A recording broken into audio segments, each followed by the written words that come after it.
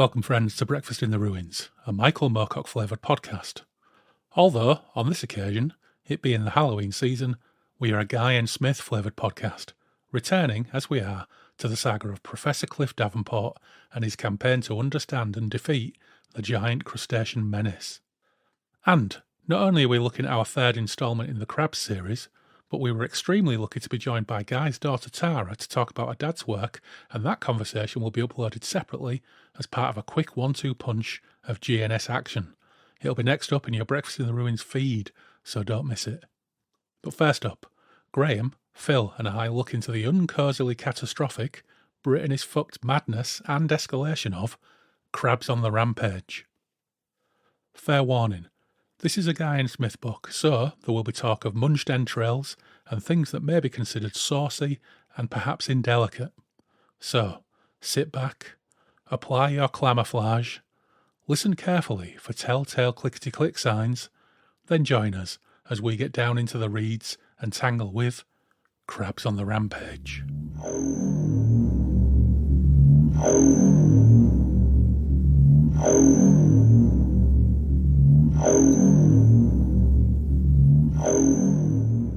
We are back in Derry Toms. 'Tis the season. It's October, so we've entered into that time of the year where, number one, we're on our countdown to our Halloween episode. But before that, we decided that as we'd done 2 Cliff Davenport CRABS books previously, it was about time we did the third one. Well, I say the third one, but we'll get into some of the weeds around that later on. But I'm delighted to welcome back our resident Guy and Smith expert, Graham. Welcome back, Graham. Well, yeah, thanks for having me back again. Absolute pleasure. I think it's probably The Dark was the last time we had you on, and the last time you recorded with myself and Phil, that was The Fog, I think. Yes, I think it was The Fog, yeah. Yeah, lovely. So great to have you back. And of course, returning in quickfire mode is Phil. Welcome back, Phil. Hello again. Since the last time we recorded an episode about the CRABS, we went to Barmouth on our jollies. And it's, I don't know whether it's a good thing or a bad thing to select your holiday destination based upon a Guy and Smith horror novel. Well, because, of course, we did Night of the Crabs and Crab's Moon, where Barmouth, to be fair, takes a little bit of a kicking. But how did you respond, Phil, when I said that we should go to Barmouth on our holidays? How did you feel about that? I'm so laid back. I'm like, yeah, whatever. Well, that is very true.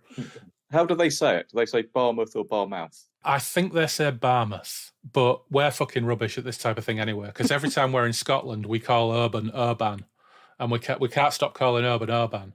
And if I say Urban, Phil says, no, it's Urban, because we deliberately must stick to our guns. I think we know that technically it's Urban, and I think we're the same with Barmouth. I can't bring myself to say Barmouth. I mean, you don't say Portsmouth, do you? But I don't know. It's one of those strange things, I suppose. I mean, at the end of the day, we are from Humberside, as we saw a reference to in this book. We'll get to that. So as Humbersiders, yeah, we do struggle with some of our diction and some of our pronunciation. But we quite enjoyed Barmouth, didn't we? Yeah, it was lovely. We had a lovely place up on the hillside overlooking Cardigan Bay. Absolutely fantastic digs. Really, really nice place. And Barmouth itself, we were there off-season. And a couple of the places we went, they said that during the holiday season, it gets absolutely rammed. But we found a nice little craft beer cafe. It was actually a brewery, wasn't it, Phil? Didn't they brew their own beer? Yeah. So it was it was a tap room for a little independent brewery. That was really lovely. We spent a couple of afternoons in there. There was a nice wine bar, wine cafe, whatever it was. That was nice.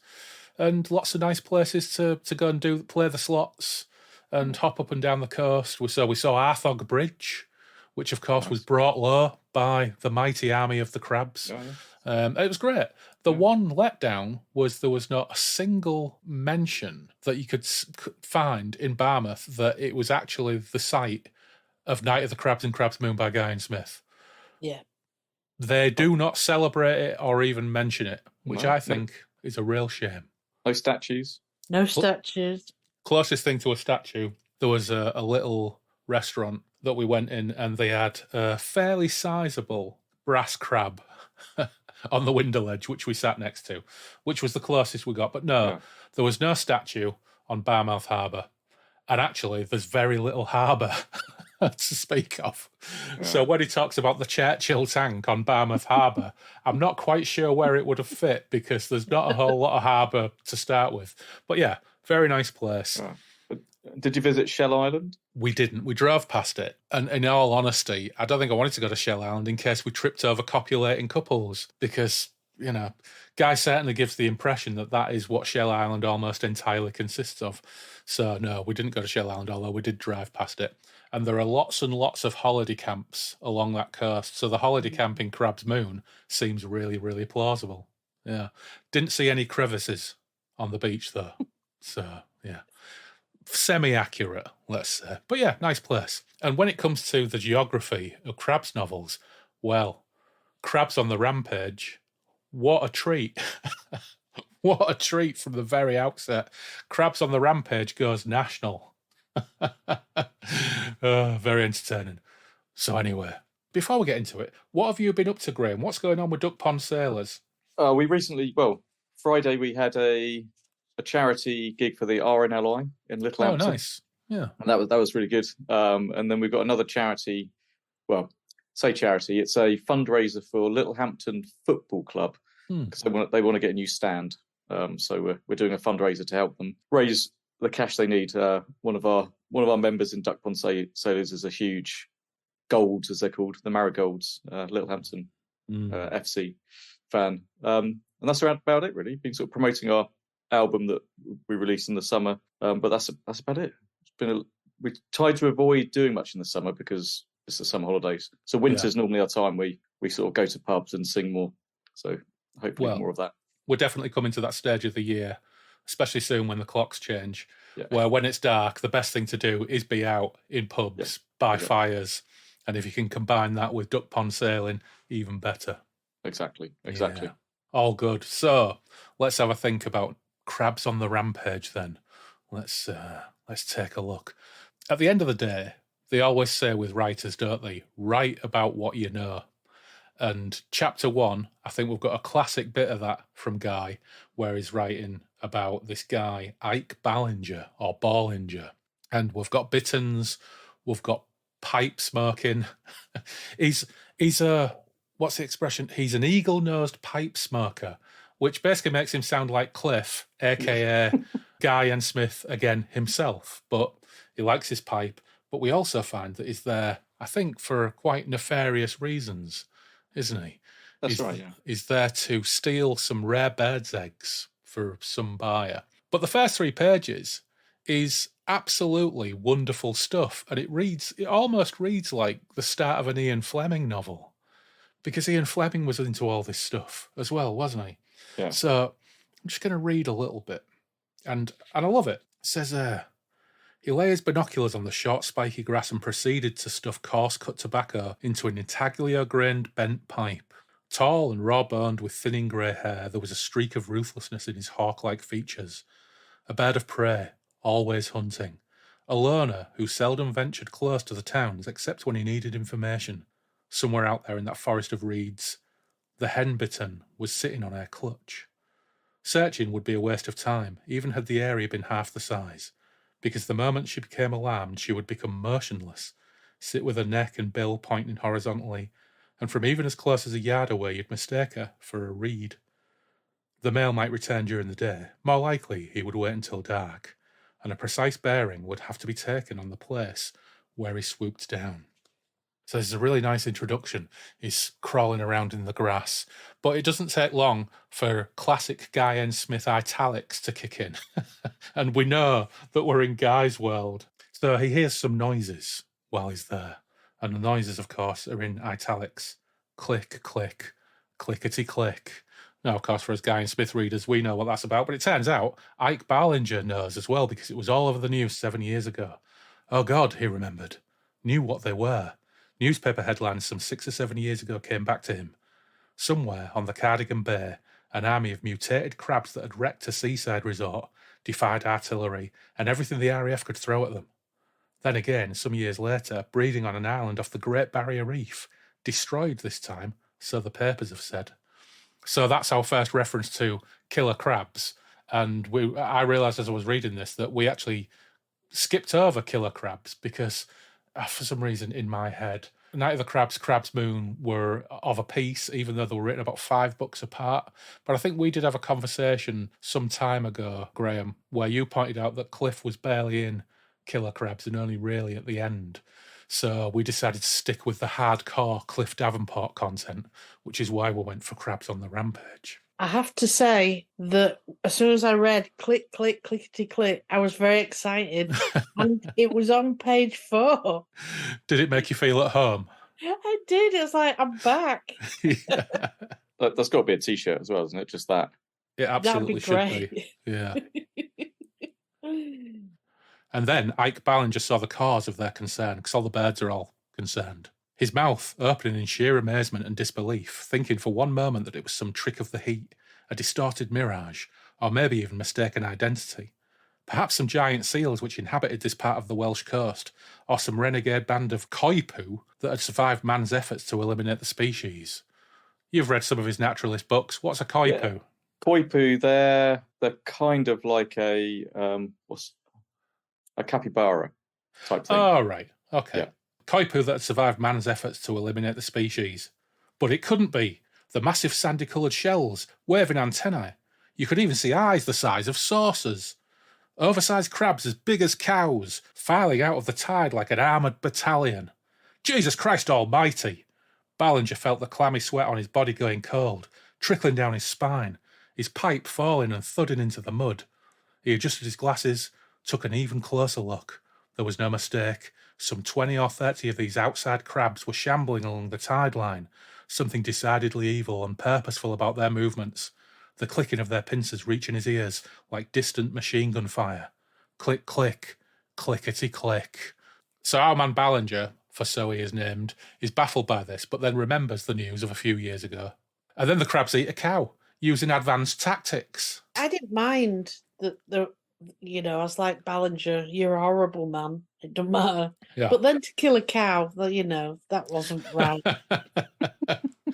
The great thing about Ballinger, though, and I've got to give him some credit here, he sees these crabs eat a cow using advanced tactics that makes him think that they're almost military in their precision. This makes him anxious, so he settles down by smoking a pipe and ruminating on the day's events. And then he comes up with this very dodgily calculated risk assessment that's somehow related to the rarity of shark attacks compared to car accidents, and decides to go and get those bittern eggs after all.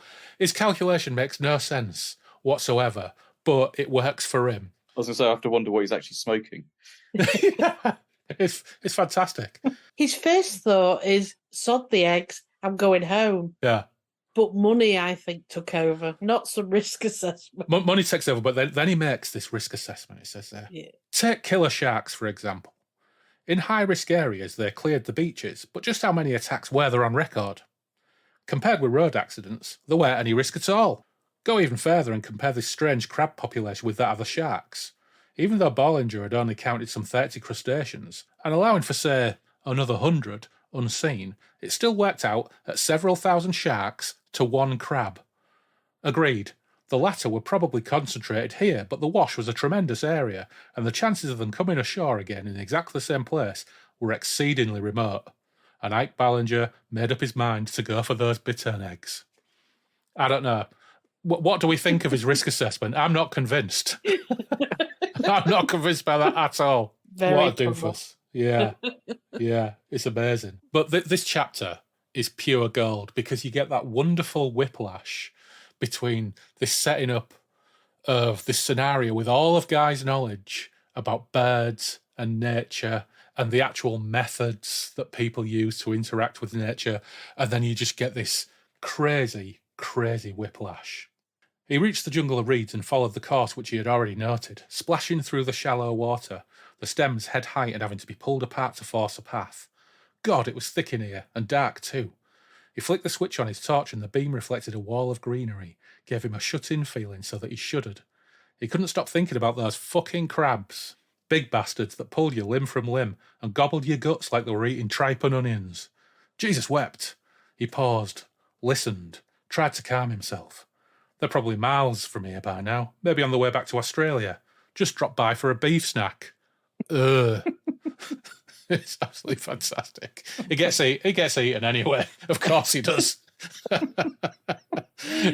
He gets eaten in pretty brutal manner. And then we move on to a beach scene just down the road from Hunstanton, where we stayed last year. This is brilliant. So we had to go to Barmouth, but this book goes to multiple places where we've holidayed over the last 10 or more years.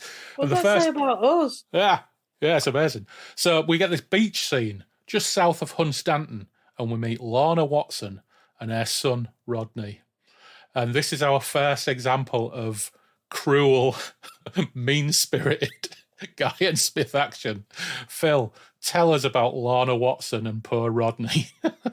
Oh, so Lorna Watson is a single mother, and it carries so much guilt because she is a single mother, and all the thoughts in her head are she has a good body, but everyone's looking at her because they know she's not married.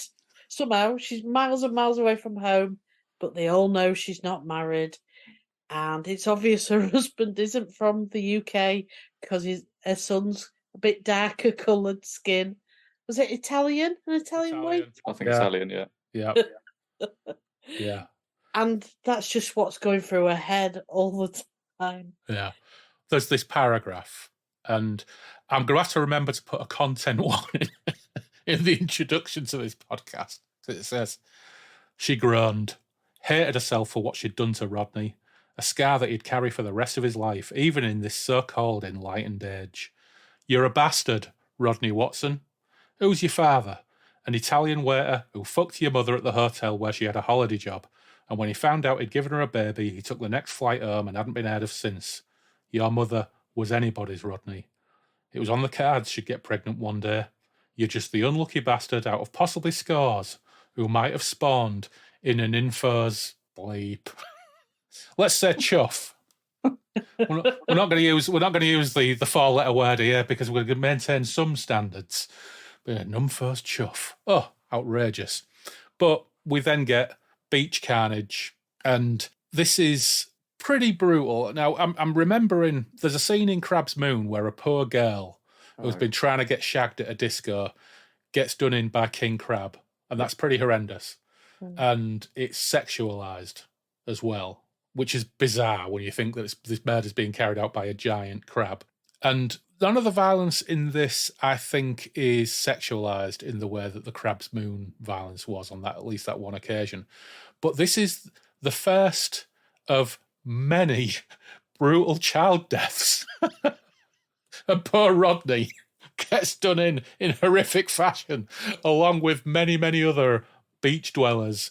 And it's pretty brutal. Well, it starts with the two young lads who put him on a raft and push him out to sea, which is kind of cruel. Yeah, and of course, Lorna sees him floating away past this bloke who pays no attention. So she starts to panic that he's floating off to sea. But that's the worst of her problems. She can't swim, can she? She can't swim. No. So already we have our first damaged sexually... The women in Guy and Smith novels who die in these vignettes are generally either sexually repressed, looking for affairs, or sexually outward, the opposite of repressed. And they all get brutally punished for their pains by being dismembered and eaten by crabs, and their internal organs being eaten like spaghetti. That was a big one in Crab's Moon. Our third scene of carnage before the main event, Sutton Bridge Ship Massacre. Now, Sutton Bridge, somewhere we cross twice a year when we go to Great Yarmouth. So Sutton Bridge, Phil, is that bridge where, when we've been to the Gammon Motel, we turn left at that little mini roundabout and then turn right and cross a narrow old cast iron Victorian bridge. Oh, yeah, I know the one. That's Sutton Bridge. Yeah. So this is our second spot under crab attack that we've actually visited on regular I'm now occasion. starting to worry about how you choose our holidays. Well, to be fair, we've been crossing Sutton Bridge many times before we ever read this, so this is pure coincidence. Okay. But I'm sure there's somewhere in here we haven't been. We'll see. So anyway, a ship crashes into the raised suspension bridge thanks to crab action, and queuing motorists witness the horror of the massacre, and it's pretty entertaining. The watchers screamed. They'd seen the crabs.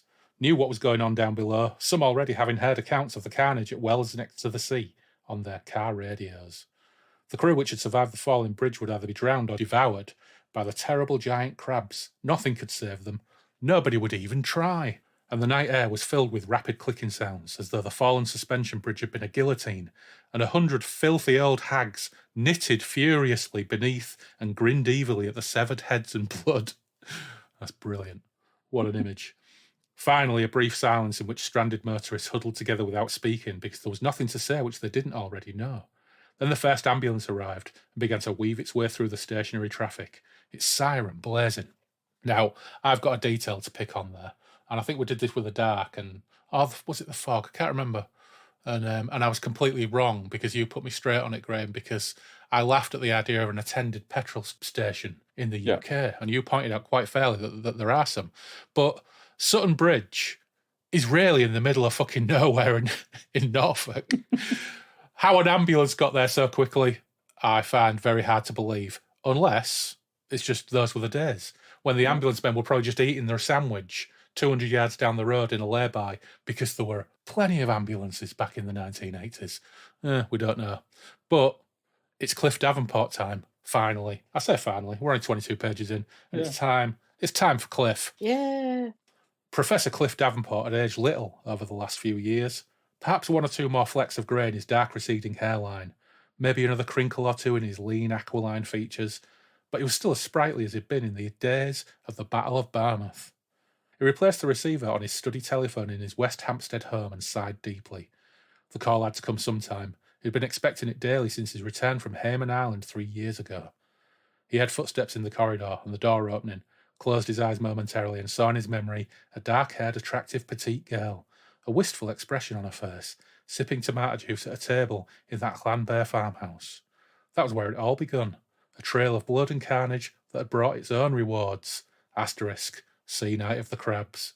That same girl, he repeatedly told her that she had not aged either, was standing right behind him now, waiting for her worst fears to be confirmed.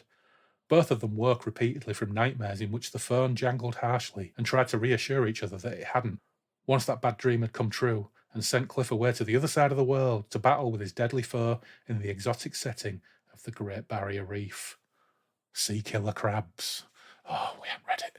Anyway, more settled and married Cliff and Pat don't engage in no sweaty nookie.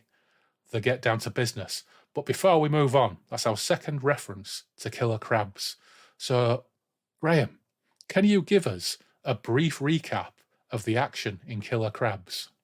Yeah, so Killer Crabs was based on an island off the Barrier Reef. I can't remember the name of the island itself. And there's a fisherman, he's a bit of a psychopath. There's a load of rich people there. It's like a big resort type place. There's some sort of strange goings on around some money that this woman's trying to steal off someone else, and this fisherman hears about it. The crabs go there, they smash up the island, and then I think Cliff comes on towards the end, and they then head off to another little island where there's mangroves, and that's where they find the queen crab, and then they basically torch the whole of the island. And then Cliff, Kiln, I think his name was, and some other people, they survive killing the queen crab, come back. Clin managed to get hold of this money, about £40,000, and then he sort of disappears off into the great blue yonder. We do get a reference to Clin. Yeah. Towards the end of this. Clin and Shannon. Is it Shannon? Yeah. There are references to paraquat in this, and the crabs are diseased because they were attacked with paraquat. Was that in Killer Crabs? The paraquat was in Night of the Crabs, and they're diseased in this because of nuclear experiments. Right, yeah. So there's a combo of paraquat and nuclear experiments. Yes, of course. I have to say before you go on, I was really pleased that he married Pat, and it wasn't just sex in the sand dunes. Yeah. That's not Cliff's way, is it? No, probably not. Yeah. That said, now they're married, Pat basically has to sit this one out. Apart from one bit where he's at home and she brings him a cup of coffee, and another bit at the end where she passes comment on the state of him after an encounter, which we'll get to, which also made me laugh. So yeah, Pat didn't really get any action in this. of any variety. She's just there. She's just his wife, and she's now air indoors. Now, we have to give a mention to Greasdale. Greasdale is back too, the man from the Ministry. And they have a crab specimen that was crushed by the falling bridge at Sutton Bridge. So Cliff is off to check it out. Cliff can't wait to get his mittens on this dead crab specimen. Another note here on Guy's use of italics. It's the most Garth Marenghi thing about all of it, because whenever I read it, I have to heighten in my head. I have to read it like Matthew Holness or Garth Marenghi. I just can't help it. But there's a passage here, bottom of page. Are you working from the same edition as me? I think so. Yeah. Yeah. The last paragraph on page 25, where it starts, the professor worked diligently in silence. I'm going to read that on the following page. Would you read Greasdale's dialogue? Yeah, I'll try. The professor worked diligently in silence, the odd exclamation merely confirming his original findings. Handling chewed chunks of human flesh was far from pleasant. The shell was identical to those of previous crustacean casualties, armour plating that defied most weapons with the exception of nuclear warheads and falling steel bridges. Time passed, 3:45 p.m. The only sound in the shed was the buzzing of a few blue bottles that found crab meat a delicacy in spite of its tough texture. My God! Cliff peered closely at some offal which he was attempting to separate. What is it? The other moved to his side. Very interesting. Davenport separated some tissue, peeling it away from the flesh with difficulty. These intestines. Now, look closely and tell me what you see. Looks like boils of some kind. Greasdale shuddered his revulsion. Almost, the professor nodded. In fact, it's a cancerous growth, which, judging by the way it's spread right through the internal organs, it's highly malignant. Good God! Greasdale stepped back a pace. A crab is cancer, according to the books, and this bugger's growing them like weeds in May's shower. Jesus! It ought to be dead with that lot inside it, Clifford. A notable crab species with a proportionate amount of cancer growth would be. Davenport laid down his scalpel and reached in his pocket for his pipe. This one is just so bloody big and tough that it's kept going in spite of being riddled with disease. But for how long and why? Interbreeding, the effect of the paracrap we sprayed on its ancestors, and how many of them out in the sea have got it? That's what we need to know. I don't quite follow you, Clifford. Let me explain.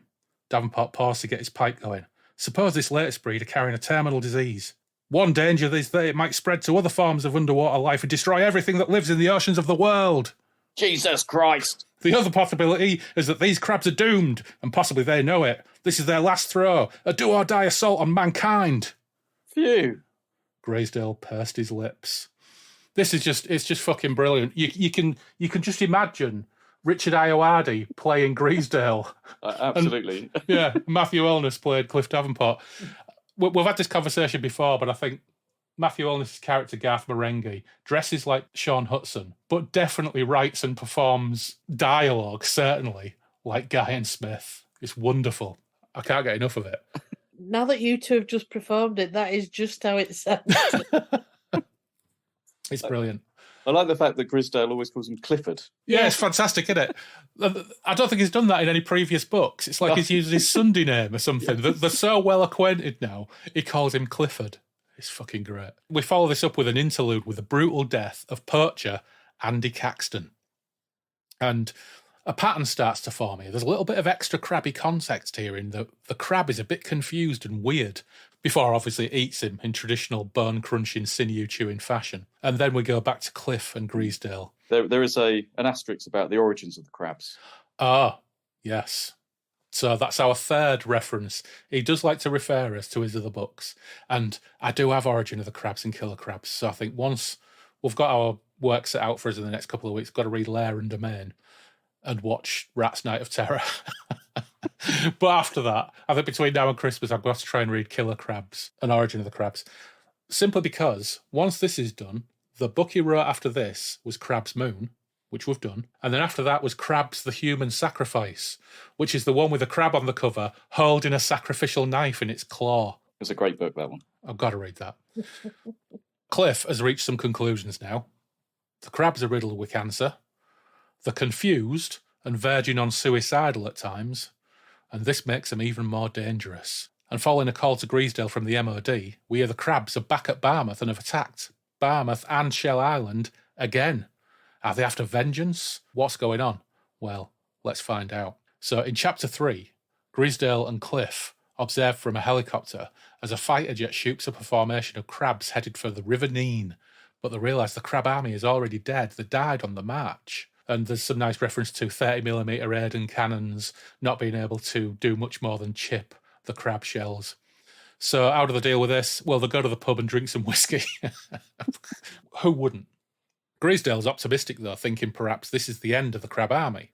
Now, Grisdale may have had a point here, because I'm going to ask a question at the end of this discussion as to how much impact on proceedings any of our protagonists actually have in a meaningful fashion. But Cliff is more circumspect, and he has a grim sense that they're just waiting for the next news, and it doesn't take long to come. And we'll get the tale of Mark Sand, and we'll get another lovely blend of warm, rustic nature detail that rapidly turns to mad, violent crab action and death. Once again, sweet, sweet whiplash. I think you sent me a screen grab of this chapter, Graham. I did, yeah. It's just classic Guy and Smith. It's fantastic. I do like his vignettes, though. I do like the little stories within the book. They're great. They're a little... Once in a while, James Herbert will do a more developed one, like the guy and his wife with the pigeons in the fog. But most of the time, the James Herbert ones are like a page and a half. Someone's camping, he's probing a moist triangle, and something terrible happens. Whereas you get a little bit more of a sense of who these people are. And once again, it's Guy writing what he knows, isn't it? He's writing about nature, the countryside, the people, the methods. And there is, we'll get to that shortly, but there is, he's like swapping and changing between vignettes about male characters and vignettes about female characters. And for currently, we've got a pattern as well where we get death vignette, Cliff action, death vignette, Cliff action. But each time there's a new, one of these new rapid fire vignettes. In James Herbert books, there are so many of them. Sometimes I think they actually hold up the progress of the plot a bit. Yeah. But in this case, each one is adding a piece to the jigsaw. Each one's layering on an additional factor about how the crabs are behaving and how they're deteriorating. And in different parts of Britain as well. Yeah. The news after this reaches Grisdale and Cliff that the Severn Valley is a new attack site now, and it's all getting massive in scale because, of course, Mark Sand was he a poacher? What was Mark Sand? I've forgotten. He worked for the Wild Fowl Trust. That's right, bird shelters. He loved birds. Yeah. I think he didn't mind being killed in the end because he saw all those lovely birds slaughtered. He wanted to go and protect them, didn't he? He just cared about the ones that couldn't fly away. Yeah. He wanted to help them. But the news of this has reached Grisdale and Cliff. My God! Grisdale's voice shook as he thumbed another drawing pin into the large wall map in his temporary HQ at Sutton Bridge. Slimbridge wrecked, and some crabs have been sighted in the River Severn. What the hell's going on? A pattern is forming, Cliff Davenport replied. Our theory is becoming a reality. The crabs are infiltrating Britain by its tidal rivers. No longer is the safety inland. Of course, as we know, they're doomed, and before long they'll all be dead. But they're big and tough enough, and they can survive one hell of a lot longer than an ordinary crab out of salt water. The Wash and the River Nene, Barmouth, Shell Island, the Bristol Channel. Where next? Where next? The question that every one of the special fighting force in that room was asking themselves. I don't see much point in my remaining here, Davenport went on. It looks like a headquarters centrally situated in the southern half of the country might be more beneficial. Like London? Grisdale suggested. Yes, like London, Davenport agreed, and reminded himself of his promise to Pat to be home for the weekend. As you know, my home is virtually a laboratory set up to combat crabs. I'd like to work from there. Oh, wonderful. But Pat's pleased about that. It's just so brilliant. He's got his crab lab. It's fucking great. And he won't get told off by his wife, so it's a double win. There was reference that he did say he'd get back by the weekend, so I think he managed to wrangle that, didn't he? Yeah, he did. I think he actually said it at least twice. He did, yeah.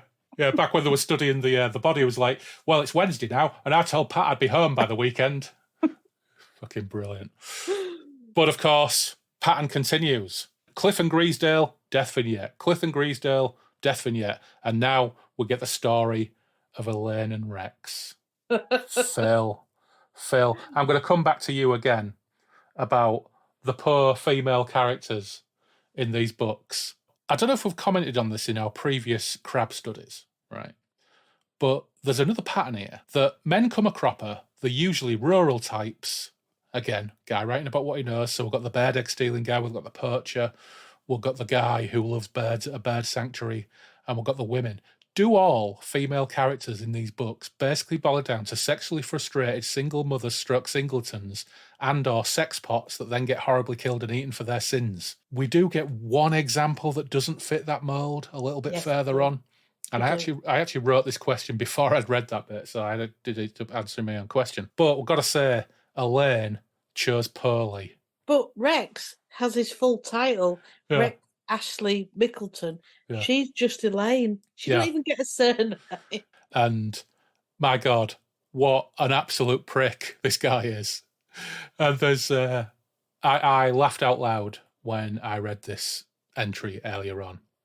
And so they're in the river and they're getting jiggy with each other. And he says, I say, he was chewing her ear again and whispering, you're not a virgin or anything like that, are you? That's up to you to find out. She wasn't giving anything away, not as directly as that. He was going to have to find out for himself. What say we go up onto the bank? He fingered her with a sudden purposefulness, not as warm in the water as one would think. I'm glad you didn't ask me to play Elaine's character. Oh, brilliant. He fingered her purposefully. Yeah. It's incredible. It's incredible. But another death-tastic episode in the river. Mass murder by 2 raging crabs. But once again, it's super violent. Lots of other people cop it as well. But we get that little bit of context about the behaviour of the crabs not being quite normal for them. And also, she's the second character who can't swim. So women, they're sexually fucked up and they can never swim. I don't know. But she's quite different to the first character in that she's quite happy to get involved in all these orgies. She just wants him, if it's for 1 night, 2 nights, 3 nights. Yeah. Her head is just there. She wants him. Yeah, so she's the promiscuous Guy and Smith bit part female character who gets brutally killed. Yeah. As is Rex, to be fair. Yeah, it's true. Now, for the first time, crabs actually engage in mortal combat with each other after they've finished feasting on the bears. Sorry, before you go on. Yeah. Did you get the bit where he whilst trying to save himself? Yeah, I forgot about that. Yeah, I forgot about that. He punches her out, doesn't he? He punches her to save himself because she's dragging for him to try and save herself. Yeah, and he punches her to get free. He just knocks her out. Incredible. Yeah, so it was a poor choice, Rex. And so the fact that he says, I say, as well, is like some weird Terry Thomas character. It's like, I say, as he's fingering her purposefully. It's incredible. But these 2 crabs that have come inland, after they've finished feasting on river bears, they're losing it in their diseased rage. They actually attack each other, which is quite unusual. We've not seen that before. But quick question, has Guy ramped up the violence quotient in this instalment? Because in terms of brutally violent attacks and people killed to page count, I think this is ramping up a little bit compared to the others. Yeah, this one's just, as you say, it's that Cliff and Grisdale, a bit of violence, and then that. It's just sort of setting the scene, isn't it? Yeah. The crabs are on the rampage. Yeah, I fucking love it. It does exactly what it says on the tin. It's brilliant. It's like him and James Herbert are at some kind of war of escalation at this point. So I mean, this is written in 1981. 81, yeah. The year after Herbert released The Dark, which, as we discussed when we covered it on this podcast, was like The Fog on steroids. A year later, Sean Hudson enters the fray with Slugs. There's really some kind of like killer critter, uncozy catastrophe, war of escalation going on with these books at this point. It's wonderful. I can't get enough of it. Now, on into chapter 4, poor Elaine just becomes another pin on Cliff's wall map in his crab lab. And he's exasperated as he tries to figure out what's going on. But at least he's got Pat to put the kettle on. So that's quite handy. He and Grisdale now have more intel on crab incursions up rivers and estuaries to reach as far inland as Leamington Spa. And a big crab force remains off the coast of Cardigan Bay, plotting who knows what. Where will they strike next? Well, the Isle of Dogs, as it happens, in Docklands, in London. So we get the ballad of Bob and Molly Stannard. Oh, Bob, a poor security guard on the docks, working nights. Molly, his wife. Once again, actually, I say once again, Molly is a female character who isn't sexually promiscuous or frustrated or any of those other things. She's more like the pigeon wife. No, she's not like the pigeon wife in The Fog. She's quite a... she's agoraphobic. She's neurotic. And she's also doomed because the scale is growing again. It says we've got firemen getting killed, we've got the army getting killed, we've got Greenwich Power Station getting pulled down, we've got the Royal Navy College, and poor Molly, our first female character, not to roll around fingering or self-loathing, nevertheless gets brutally eaten. It's terrible. Poor Molly. Of course it came into a house. We need to say what happened to Molly, though. Tell us about Molly. All that was left of her, where her head was cut off and it fell in the toilet. Her head fell, twisted and wedged in the bowl, staring up at the cracked ceiling with an expression of terror that not even death could erase. Oh, poor Molly. I think at this point, in celebration of Molly and to toast her off this mortal coil, I'm gonna quickly open a beer because I finished my first one. Before he cut off her head, she shouted, "I want to die! I'm being eaten alive!" Yeah, I think that's entirely fair. We've not actually discussed our libations up until now. What have you got there, Graham? I've got a local brewery, Langham's, a hip hop. So very nice. One of my favourite beers. Yeah, very nice. Very nice. What are you on, Phil? I'm drinking one of the naked white wines that you got me, a Virgil Jolly. Ah, we like the Virgil Jolly, don't we? Very nice. Yeah.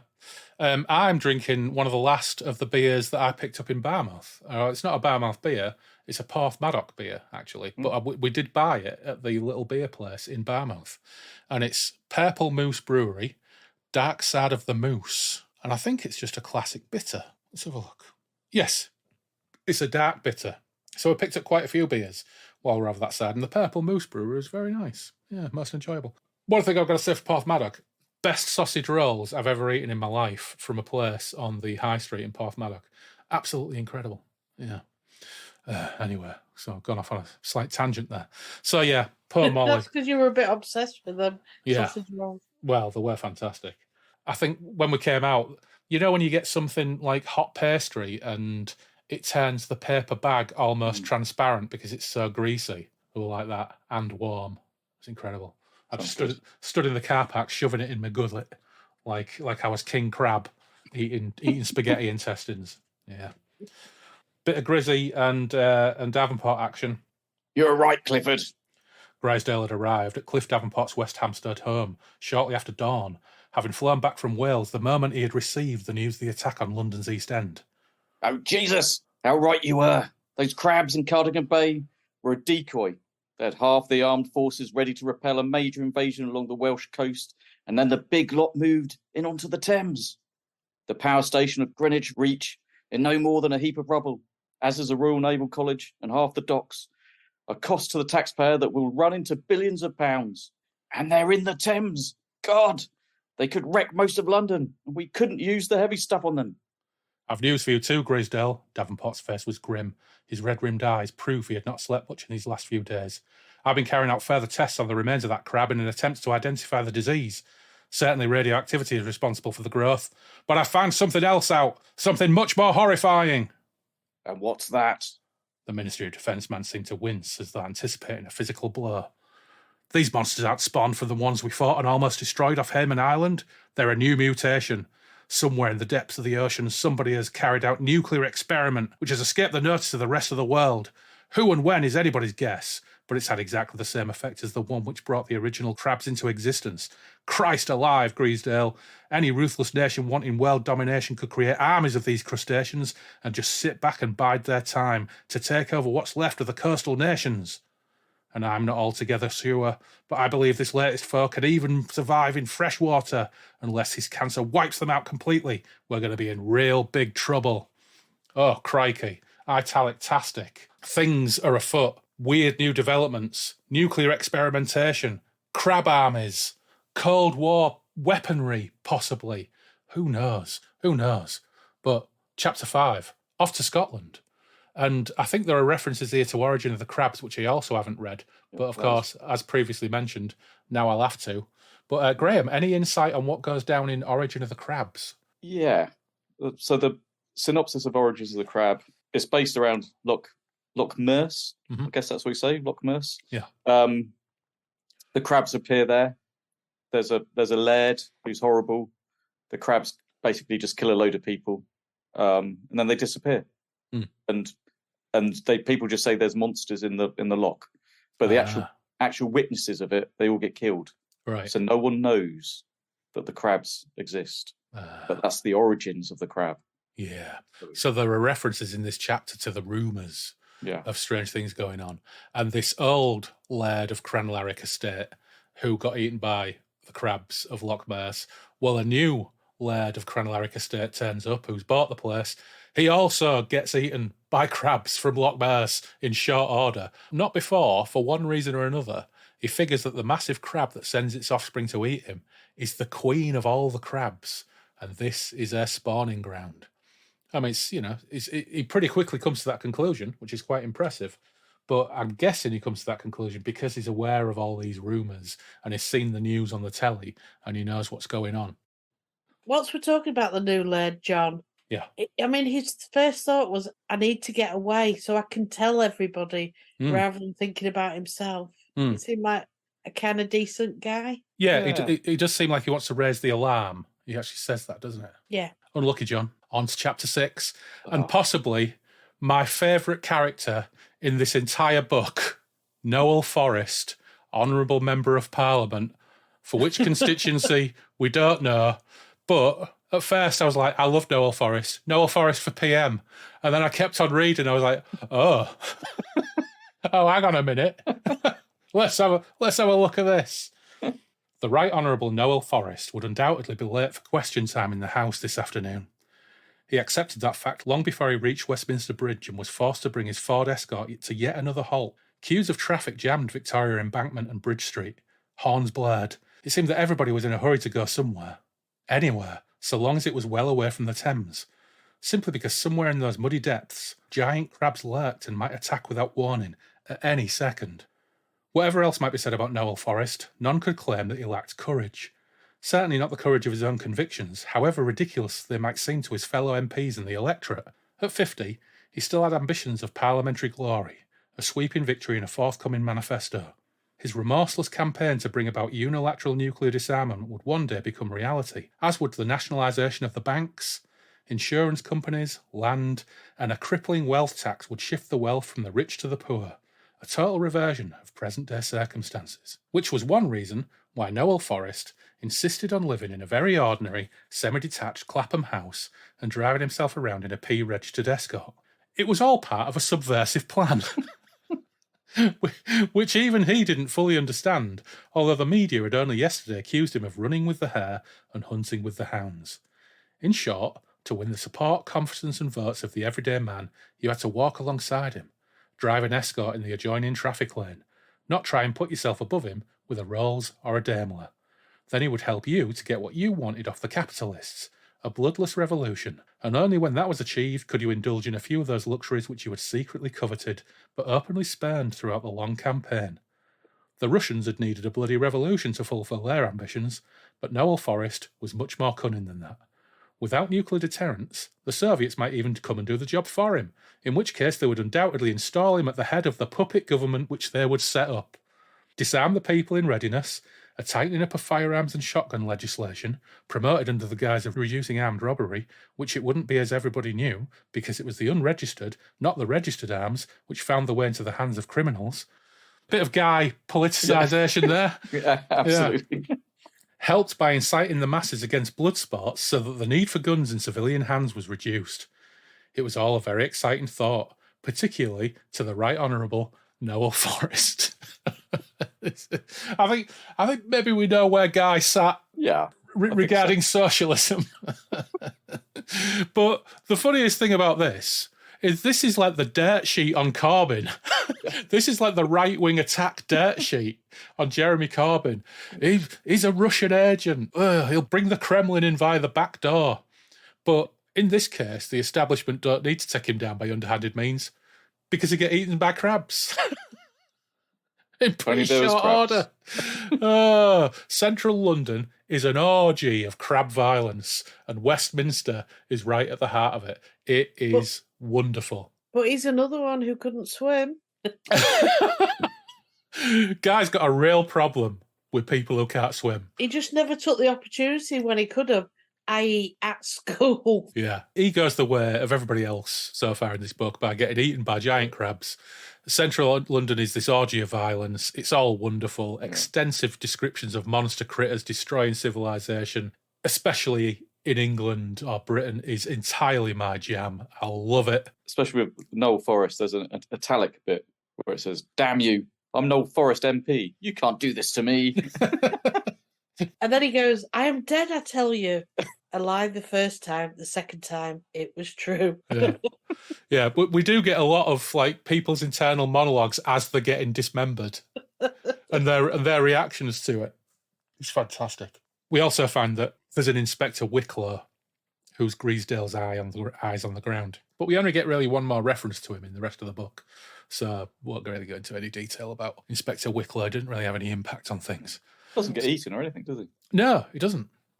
Now, all of this is entirely my jam. Not so much my jam is the passage about, in inverted commas, slit-eyed Limehouse triads.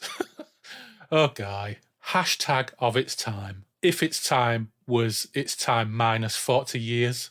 It's all a little bit Sax Roma at this point with this triad war going on, which seems really random and out of nowhere. And it happens as a vignette. There are some Chinese people and villains described in pretty derogatory, racially characterised ways. But, at the end of the day, they get eaten by crabs. So I suppose we can move on from that. But just reading that little bit made me shudder a little bit at the idea of reading Bamboo Gorillas. I probably would give that a miss. Yeah. Well, it's easy to give a miss because it costs about £100 a pop, doesn't it? That's true. Yeah. Dear, oh dear. So Bamboo Gorillas, Phil, is Guy N. Smith's, is it World War II Prisoner of War? Or is it Burma? Something like that. It's a war novel, maybe about Burma or something. So there'll be lots of characterizations of Japanese soldiers. And apparently it has a reputation that even by the standards of those exploitative novels, it's pretty rough. Yeah. Right. We can move on from the triads anyway. They do get another mention further on. But chapter 7 is an interesting one because it's mostly the self-contained story of Sid and Diane Warriner, their son Kit, and their horrific death in the Blackwall Tunnel. And it's grim, of course. Kit is the second young child to meet a terrifying, lonely death at the claws of crabs, the poor lad. And I've got to say, though, lots of this book would be absolutely awesome in a well-funded film. But this could be a standalone 90-minute film, this. It's only about 5 or 6 pages. But imagine the Sylvester Stallone film Daylight, but in London with an Austin Allegro. The last scene is the child getting horrifically killed by giant crabs while everything around him burns. No happy ending. Nobody escapes, not even the child. Ben Wheatley, make this film. Make this film. But it is interesting where he's actually, Guy Smith's actually decided to do a whole chapter for this little family, isn't it? Yeah. It's basically a short story. Yeah. This chapter, isn't it? It's a self-contained short story that's got everything. It's a disaster story. It's a disaster movie set piece. People aren't just killed by the crabs. Somebody sets a fire. They wonder whether the fire was set to contain the crabs. There's an excellent observation in a further chapter as to who might be spreading those rumours. But she's a very unhappy wife. She's unhappy with him. Yeah. And I think naturally. Yeah. And I'm going to have to say it before we move on, but he decides to go. He makes her go, even though she didn't want to go. And then he tells her to pack and then make some sandwiches for the journey. So, what are you doing, Sid? Yeah. He did try to go to the phone box, didn't he? That was the biggest effort he did. Walked to the phone box and then came back. I remember the days when there was just phone boxes. Oh, happy days. queuing outside a phone box waiting for some student to come out of it and then getting in and realising it stinks of piss and it eats you 10p and you're failing your mission. Oh, God.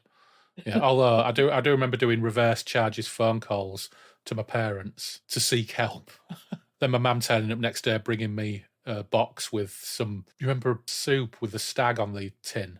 Yeah. Yeah. Oh, happy days.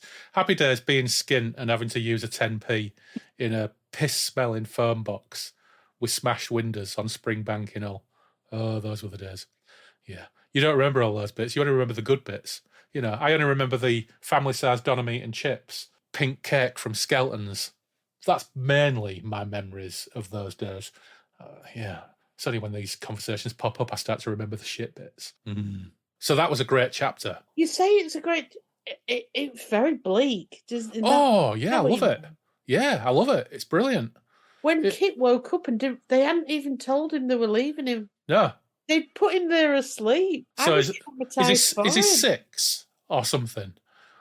Yeah, he's young. Yeah. I can't remember whether he's 6 or it's the one on the even worse one on the fishing boat near Filey, which is actually even worse. Oh, he's 12. Is he 12? Right, yeah. So there's a 6-year-old kid who gets laughed in the back of the Austin Allegro while his mum and dad go and try and sort things out, and they both die horrifically. The tunnel's on fire. He's pinned in there, and he gets brutally eaten by crabs. It's ace. It's absolutely ace. I love it. In a horrible way, naturally. And Chapter 8, similar kind of deal, but we're back on Shell Island. So, of course, because we're on Shell Island, it's all about affairs and shagging. And it don't go well and they get eaten. So we can probably sand dunes. Yeah, and sand dunes, shagging, affairs, don't go well.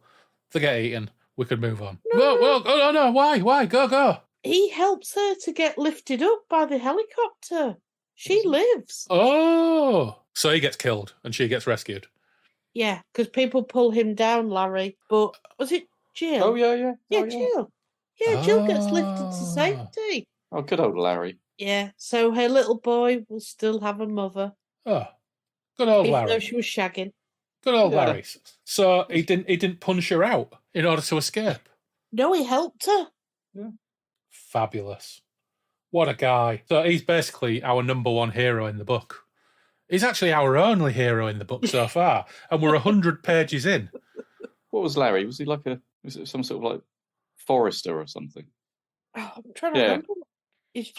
Forestry work. Honest, manly work.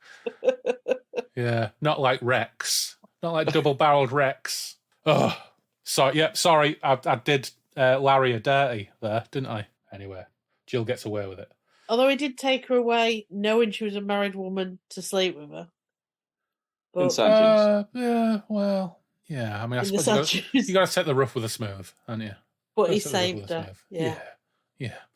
So back to Cliff and Greasdale in Chapter 9. They're at a crisis meeting in London, and the situation in London is critical, what with the falls of various parts of the city, and bloody left-wingers accusing the government of deliberately firing the Blackwall Tunnel, and there's open triad warfare on the streets. And then we never hear anything about the triads again.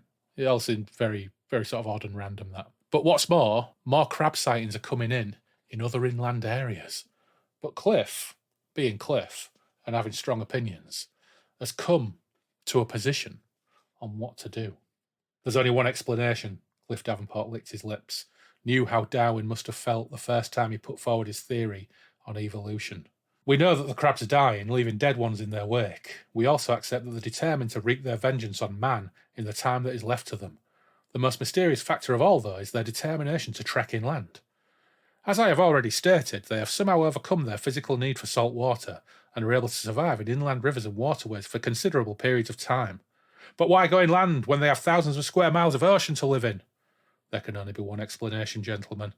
Doubtless you have all heard of the mythical Elephant's Burial Ground in Africa, a place which explorers and white hunters once searched for in vain. I believe that this is what's happened to the giant crabs.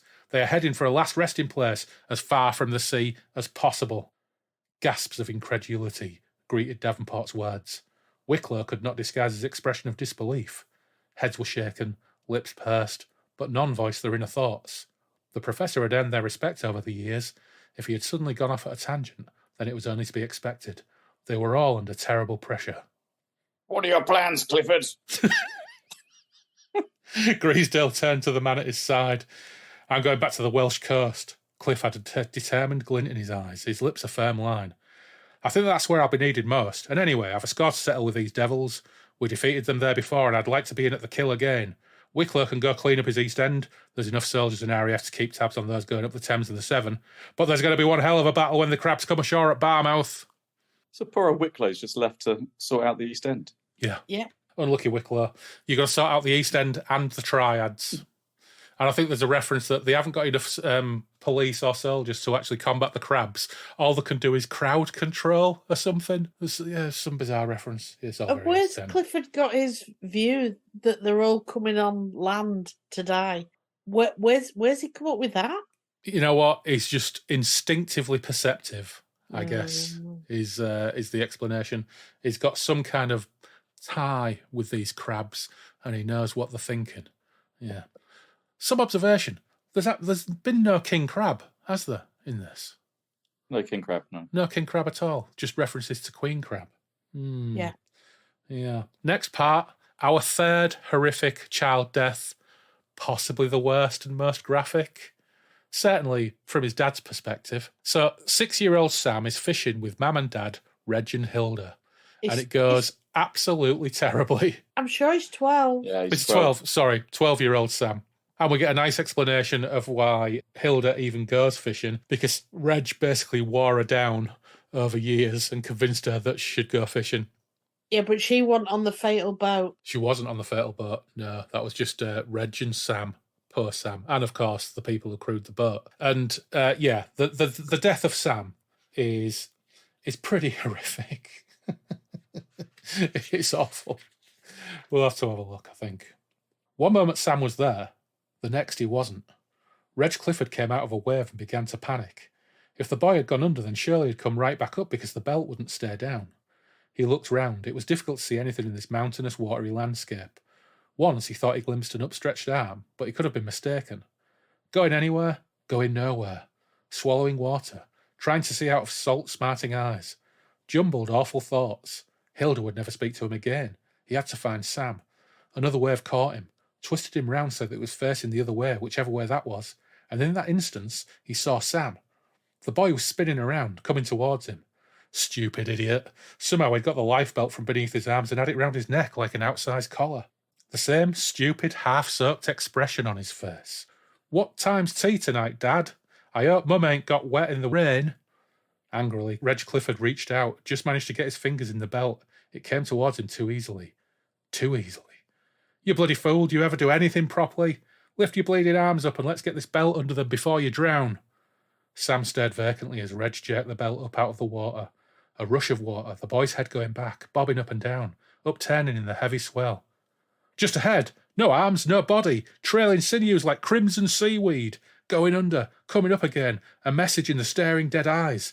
Dad, they got me, just left me head. Babbling insanely, Reg Clifford clutched at the remains of his decapitated son, cradling the head to him, kissing the unresponding lips, tasting the salty blood. Then the crabs got him from below, voraciously eating their way up his body, tearing his limbs away, feasting as they travelled below the waves. A dozen of them, no more, just a scouting party ahead of the main army, which bided their time in the North Sea off the Humber estuary. Before long, they would move in on yet another vulnerable waterway. Oh, no. Not the Humber. Woohoo! Oh, looks like Grimsby's in trouble, Phil. Boo. Chapter 10. Sadly, I was really hoping we would get a scene with the dock tower at Grimsby or something like that, or a scene in Hull, but we don't. We just get Cliff being aware of the trouble brewing over in Humberside. Humberside. Yeah, there was a skirmish off Grimsby. Yeah. That's my only mention. Yeah, get a skirmish off Grimsby. A couple of fishing boats attacked. Oh, what a letdown. But, I mean, you know, we grew up in Humberside, in inverted commas, didn't we? Back to East Yorkshire now, as it should be, and North Lincolnshire. Cliff is aware of it, but he's too busy getting excited about helicopters dumping paraquat in the sea off Barmouth and wistfully recalling meeting Pat Benson thanks to the first crab invasion. Oh, bless. He goes for a walk on Shell Island and to his horror and consternation comes across a horrific figure crawling through the grassy dunes. a shellless diseased crab, which he first mistakes for some kind of weird Kim Neptune type apparition that he thinks might be the old beach bum who got eaten. Well, I can't remember the beach bum's name off the top of my head. Bartholomew. Bartholomew the beachcomber. A couple of soldiers happen by and shoot it for him, and they have a very brief exchange. The soldier says, This crab hasn't got a shell, sir. We were able to finish it off with our rifle. Apparently so. A lot of peculiar things are happening these days that have never happened before, and mankind is responsible for them. Advanced nuclear technology created the crabs, now it's destroying them. How many crabs are out there in the oceans of the world? 500? 5,000? 50,000? They're doomed by the radiation which mutated them, a cancer which eats the flesh and now apparently separates it from the shell, causing untold suffering. Can we really blame them for hating man, Corporal? I guess not, sir, but if you're sure you're okay, we'd better be getting back to the seawall. It's dangerous to stop out here. The three of them walk back together, turning only once to stare back at the incoming tide. A soothing sound, so peaceful in its glorious setting. Deceiving. But they knew that somewhere out there the diseased dying enemy was mustering its waning strength for one last all-out attack. There was no way the crabs were going to stop out there and die ignominiously on the seabed. Oh, the calm before the storm. Shortly afterwards, Cliff gets summoned to the Arthog Bridge by one Colonel Matthews, and the crabs are coming. But interestingly, they witness something quite different. The crab army is disorganised, listless, and relatively easily repelled. But our Cliff, being Cliff, he just can't help going to check on a stranded, defeated crab that he thinks is dead. But of course, he's wrong. Is this the first time Cliff ever gets up close and personal with a crab and actually gets in harm's way? No, in the Night of the Crabs, he goes scuba diving, doesn't he? Oh, he does. Yeah, that's right. Well, this doesn't go very well for Cliff anyway, because it wakes up and eats his hand off. There's a lot of hate all the way through the book, isn't there? I can't say that word. Malevolent. Yeah, I mean, I think they've always been pretty malevolent. Crabs on the Rampage is an apt title because they're going hell for leather to eat and kill everything, including each other. He described it as an armoured, mud-splattered, invincible mound of hate that reeked of rotting evil. Yeah. Ugh. You'd wear a mask, wouldn't you? Yeah, well, we haven't talked about the pus and cancer smells, have we? Oh, yeah, there's lots of references to pus and horrific smells of rotting flesh and everything else, yeah.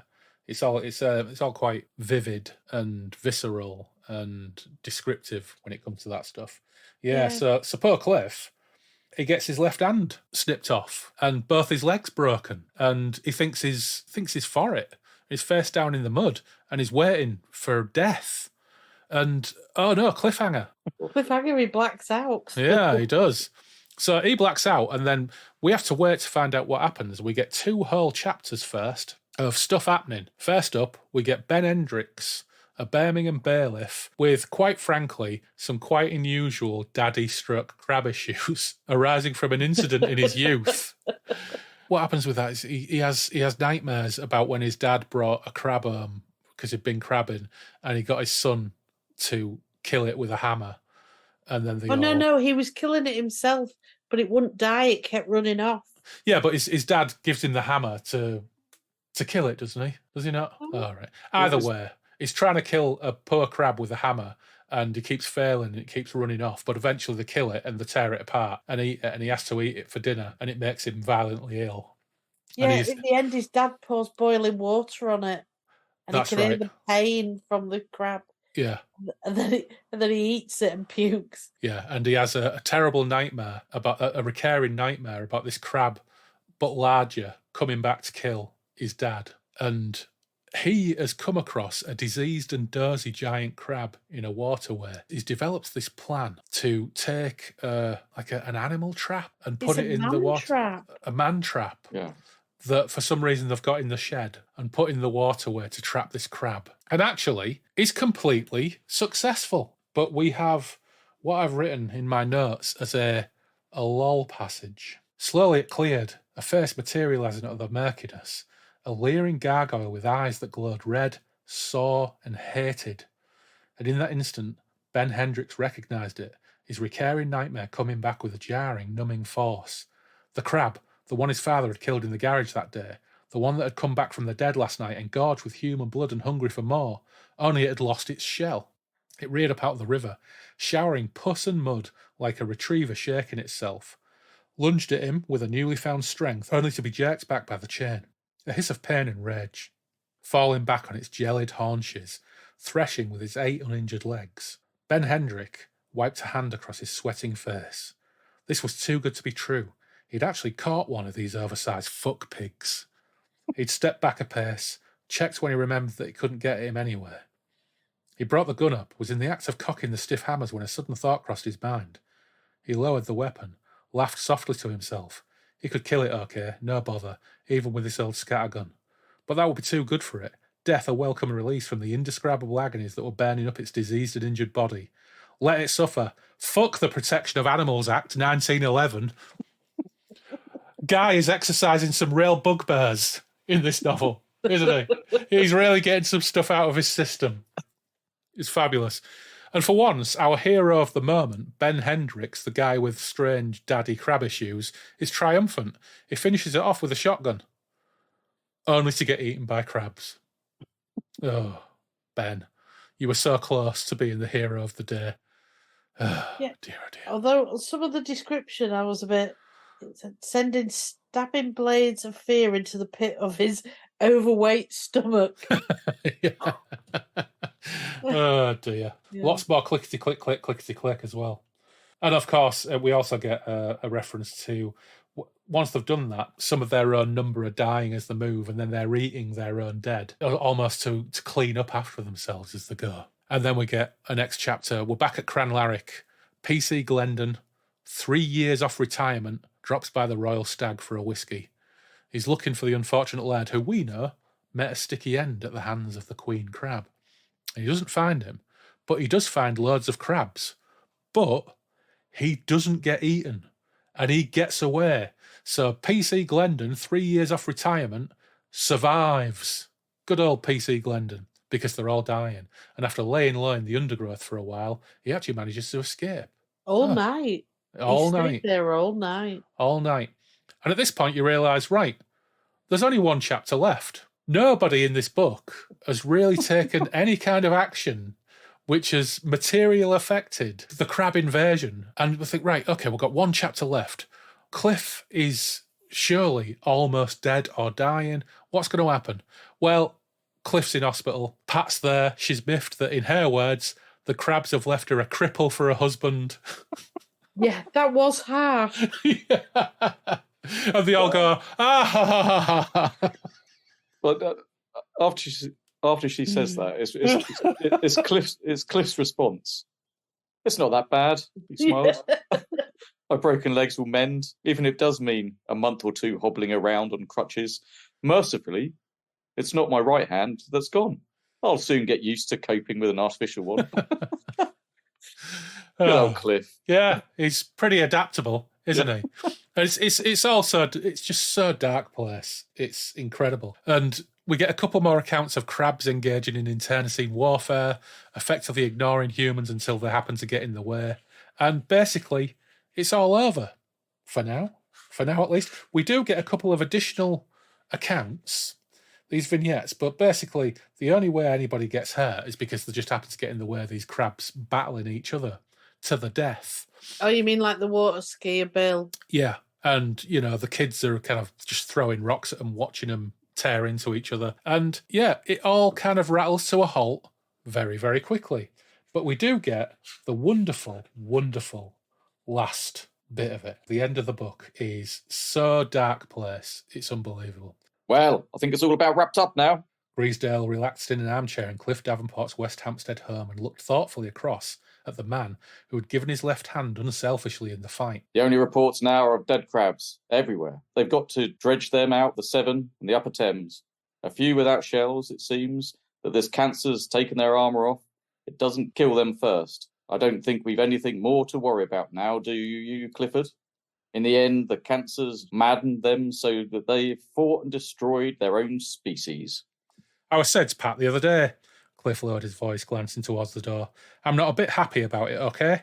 We've got rid of the crabs, and I think this time we can congratulate ourselves on a pretty good clean-up. But it's these subversive undersea nuclear tests that worry me. That was how the crabs were created. Who's to say that the Russians won't go and mutate another batch? Or some creature far more terrible? The crabs left the oceans for a very good reason, and I'd like to know what it was. Did they realise there was radioactivity in the seas and do their damnedest to get away from it? Or is there something far more insidious lurking out there right now that even they fled from? Good God! Greasdale grimaced. You don't really think so? Speculation on my part, Davenport forced a laugh. Until something happens, we'll never know. In all probability, it won't. I know I'll be damn glad to get an artificial hand and these plaster casts off my leg. Then maybe I can start doing something useful again. This time they both laughed, but they had to work at it. It's like a warm bath. It's incredible. I love you, Cliff Davenport. It's amazing. I love but they had to work at it. Yeah, laughing. Yeah. It's like you can imagine them going ha ha ha ha ha, but looking shiftily side to side while they're doing it. Ha ha ha ha. Yeah, it's fucking incredible. But it's over for now. So really, back to that question: did the heroes have any impact whatsoever on the outcome of this story? No. Absolutely not. The crabs got so far, then they just died. Well, they knew that most of what they had wouldn't have any impact, and they knew they were dying, so they were kind of crossing the fingers that not too many people would die, but they did. Yeah, Greasdale was right about 40 pages in when he said, well, they're just dying, aren't they? They're just going to die. He was right. They did. They just died, and they just killed each other. But it doesn't matter, because it was all good fun anyway. Racial caricaturing aside, it was all good fun. But wait, there's an epilogue about Clint, this character from Killer Crabs. There's a sort of coda to Killer Crabs, and there are some light spoilers in there for that book. But that's about it. Thoughts on Crabs on the Rampage? Or anything to add on that epilogue? So, I mean, personally, I know they didn't do much to try and fight them, but I did enjoy all the different areas around the country that were brought in to this. I did enjoy that. I loved this book. It was so easy to read. It was a blast. And I enjoyed Night of the Crabs. I enjoyed Crab's Moon. I think I might have enjoyed this one more than any of them, just because the scale of it went completely over the top. Just the offhand references to fire engines getting backed up and then the crabs eating all the firemen.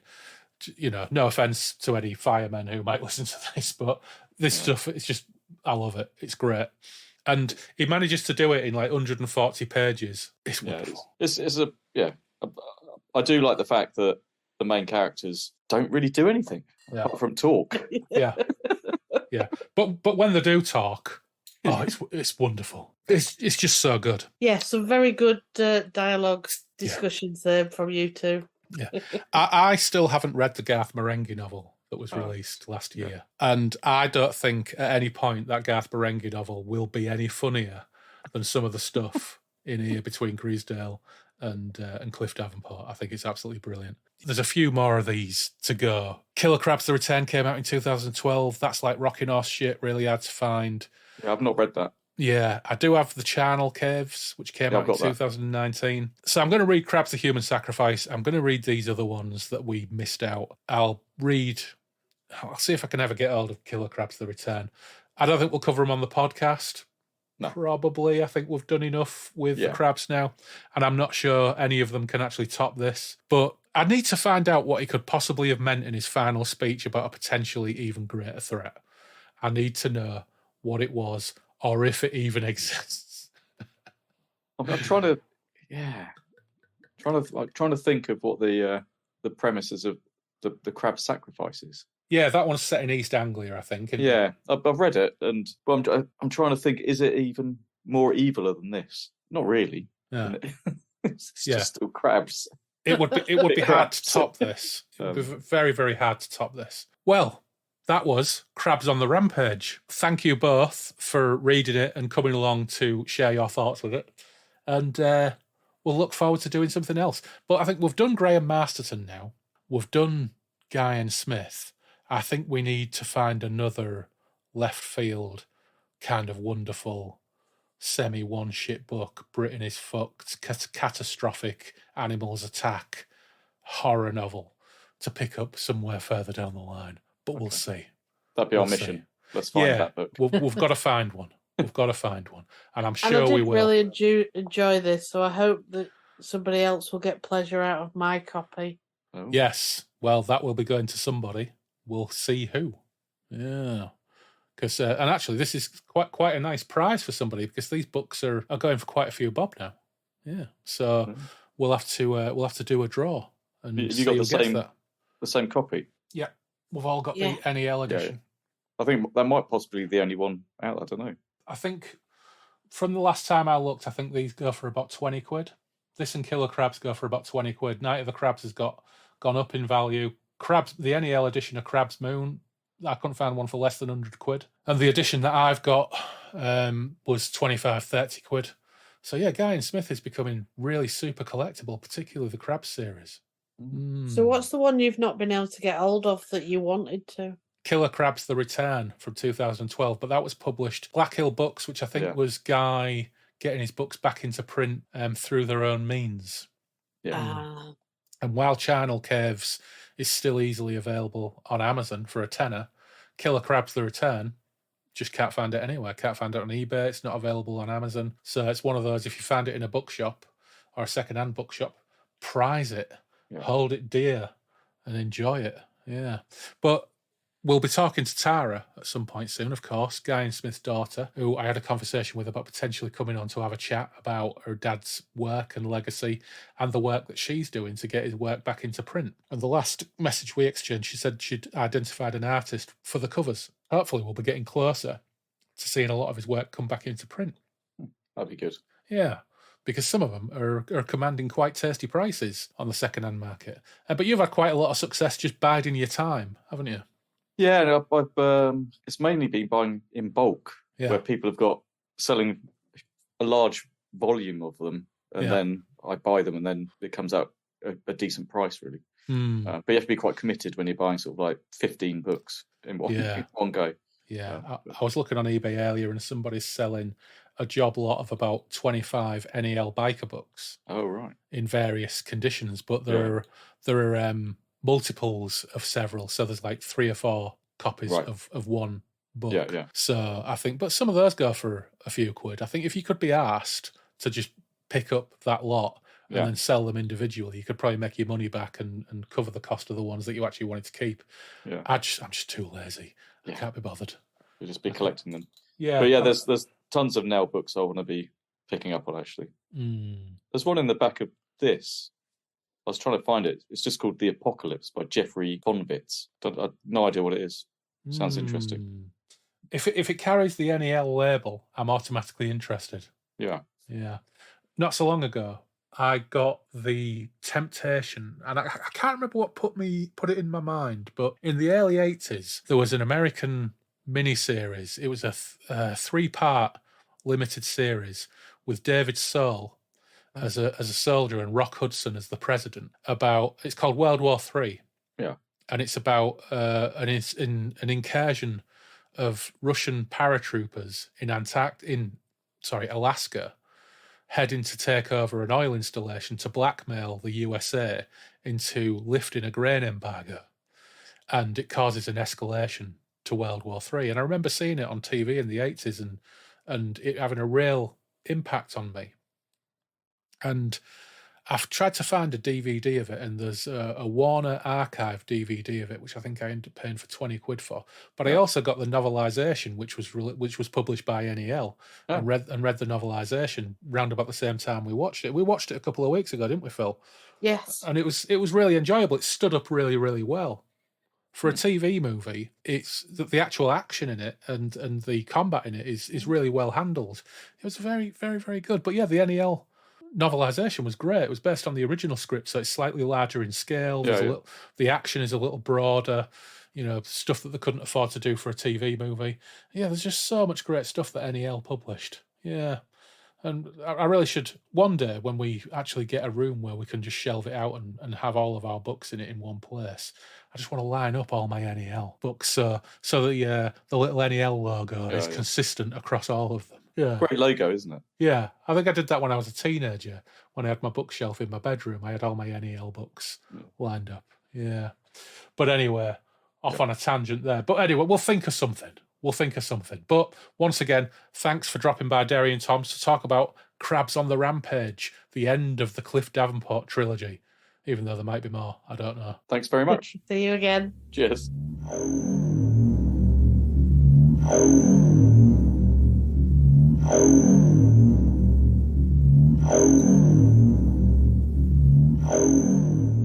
Massive thanks to Graham and Phil for joining me and Derry and Toms to talk crabs once again, and be sure to tune into part 2 of this Guy and Smith brace for our discussion with his daughter Tara.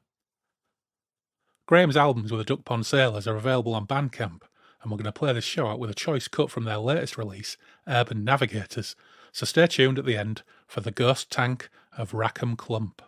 And you can find out more about them at duckpondsailors.co.uk.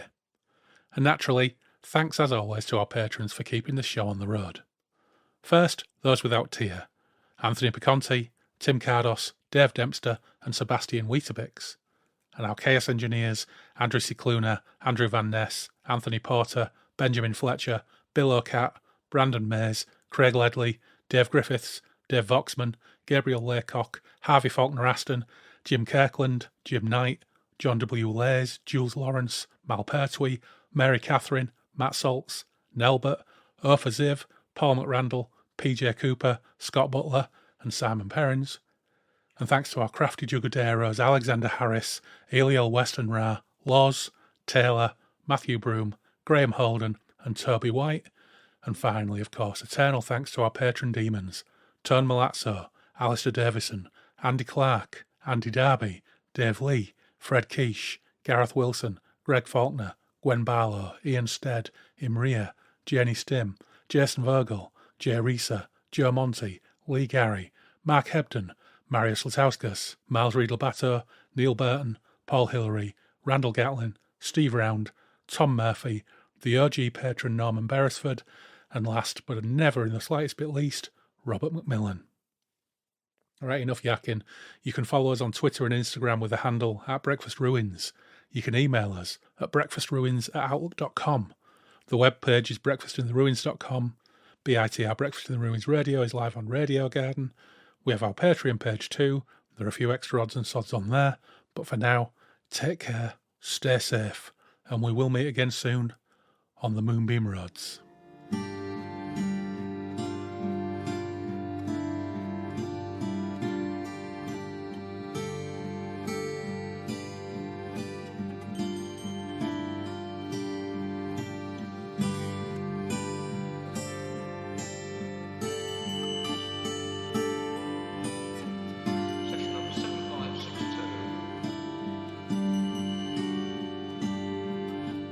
Church bells are trolling, for France they are a-falling. The land sons of Sussex, their guns all in the air. A sergeant comes calling to take your boys a brawling. Gather up your children, hold them near.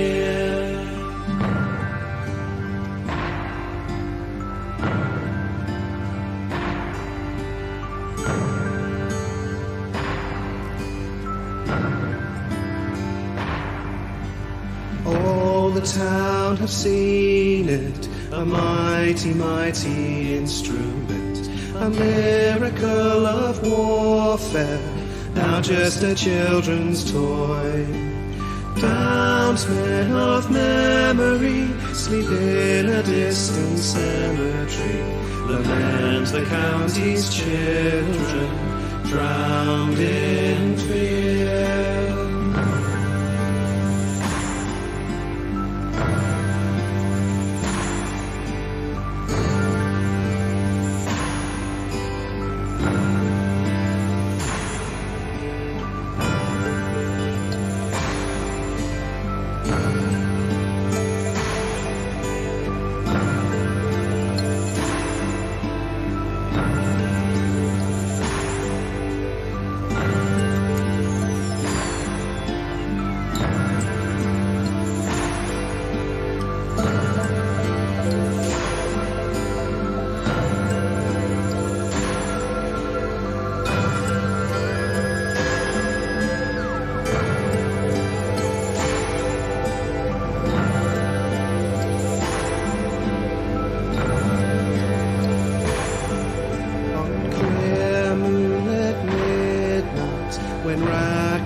bells are silent. Hark, a distant rumbling, its guns all in the air. Oh,